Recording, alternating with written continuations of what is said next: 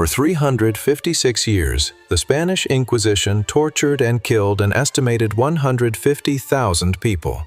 And the tools they came up with were so sick, so twisted, that some of them are still used in interrogations today. These are the 20 worst torture methods the Inquisition ever created, counted down from bad to completely unthinkable. Number 20. The San Benito. Before the Inquisition ever laid a finger on you, they destroyed your entire life without touching you once. They forced you to wear something called the San Benito, a bright yellow tunic covered in painted flames and demons. You had to walk around town in it every day. Everyone knew what it meant. Your neighbors turned their backs on you. Nobody bought from your shop. Your kids got bullied in the streets. And that was just the start. Because even after you died, the Inquisition nailed your San Benito to the wall of the local church with your name written on it. It hung there for generations. Your grandchildren could not get married into good families. They could not join the military or hold any government job. The Inquisition did not just ruin your life. They ruined your bloodline for the next 200 years. And that was the gentle version of their punishment. What they did next involved real pain. Number 19. Starvation and total darkness. The Inquisition had a trick they loved before the real torture started. They threw you into a tiny underground cell with zero light, no bed, and no sound. Just blackness. You got bread and water maybe once every 3 days. That was it. Weeks went by. Some prisoners started talking to themselves. Others clawed at the stone walls until their nails ripped off. Records from the Mexican Inquisition describe people going completely mad before they ever saw a torture device. And that was exactly the plan. By the time the Inquisitors finally opened your cell door, you were so desperate for it to end that you would say anything they wanted you to say. But breaking your mind was just step 1. Step 2 was breaking your body, and it started with your skin. Number 18. The public whipping. They stripped you from the waist up, sat you backward on a donkey, and paraded you through town. A man walked beside you shouting your crimes so everyone could hear. And then the lashing started. We are talking 100 to 200 strikes. The whips were not regular leather. They were knotted cords tipped with metal and bone, built to rip flesh open with every hit. By the end, your back looked like raw meat. Children were brought out to watch.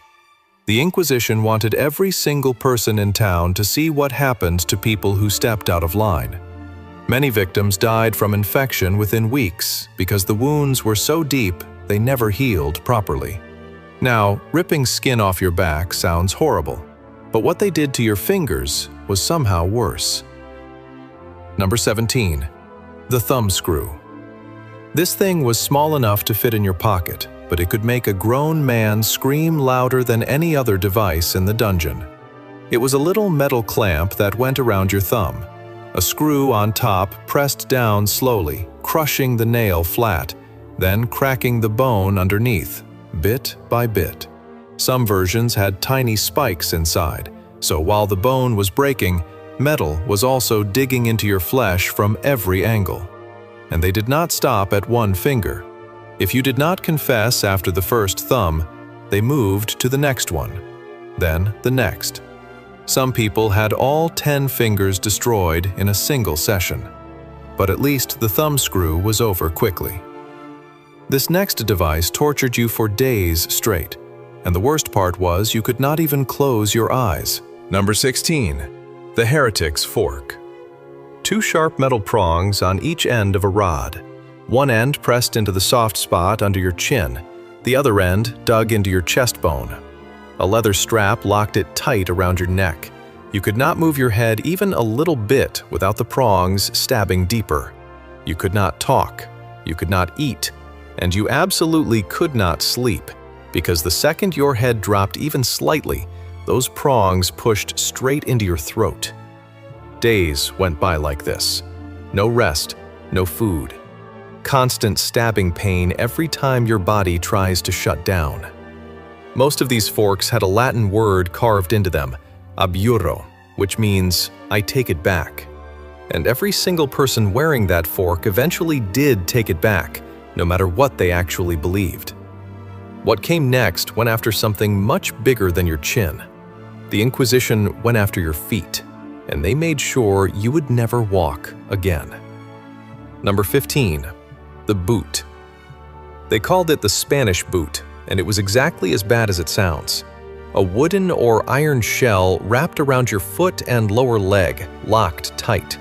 Then they started hammering wedges between the shell and your skin.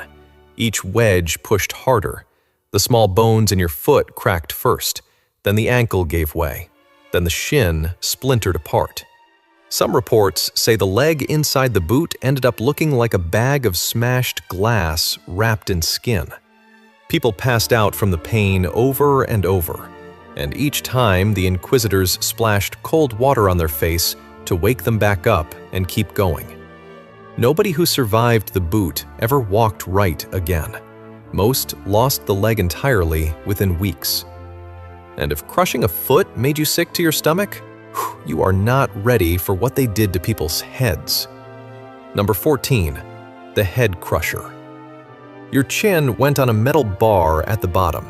A heavy metal plate sat on top of your skull. Then the inquisitor started turning a big screw, pressing the plate down toward the bar. Your jaw cracked first. Then your teeth exploded apart one by one. The pressure kept building until your cheekbones caved in and your eye sockets started giving way. In the worst cases, the victim's eyes got pushed right out of their head before the skull finally collapsed.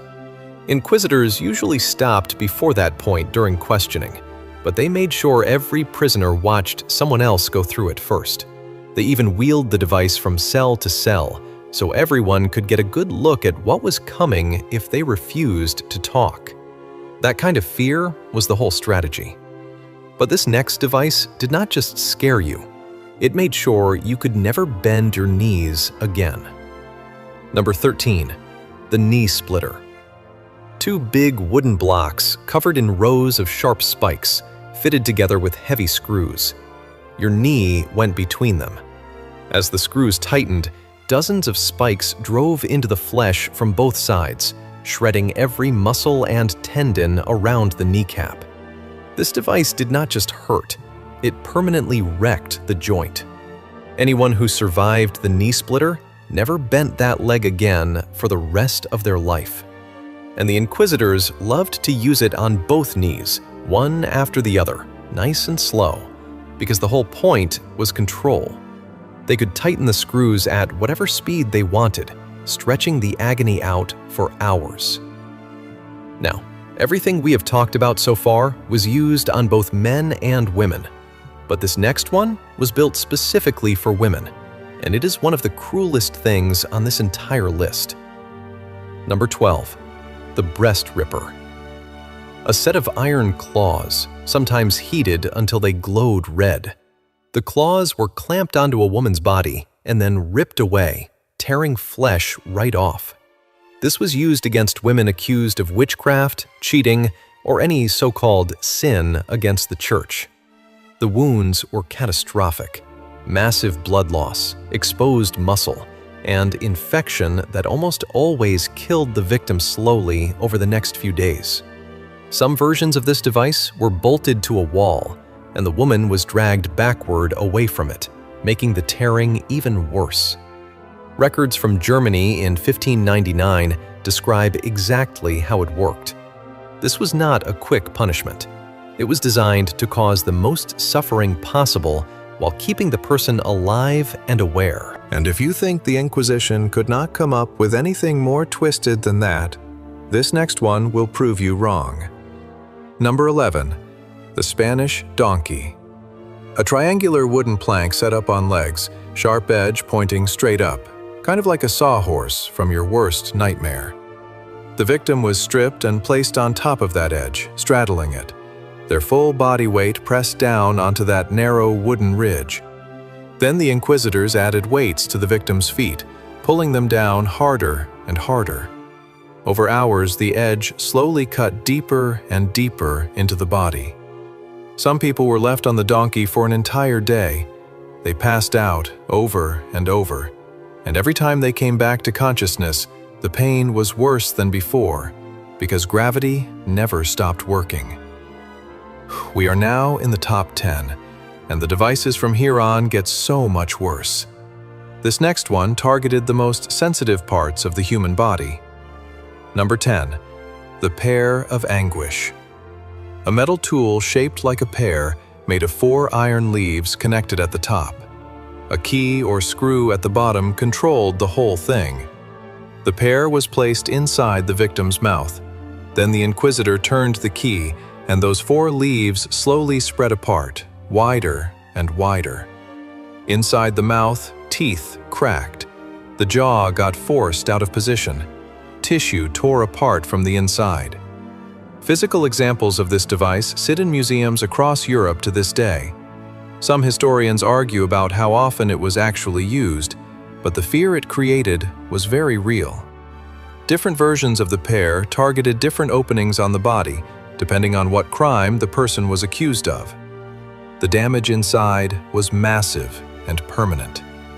But at least with the pear, you could see what was happening. This next one trapped you in total darkness, while metal slowly pushed into your body from every direction. Number 9. The Iron Maiden. A tall iron cabinet shaped like a human body, with doors that opened from the front. The inside was lined with dozens of sharp spikes.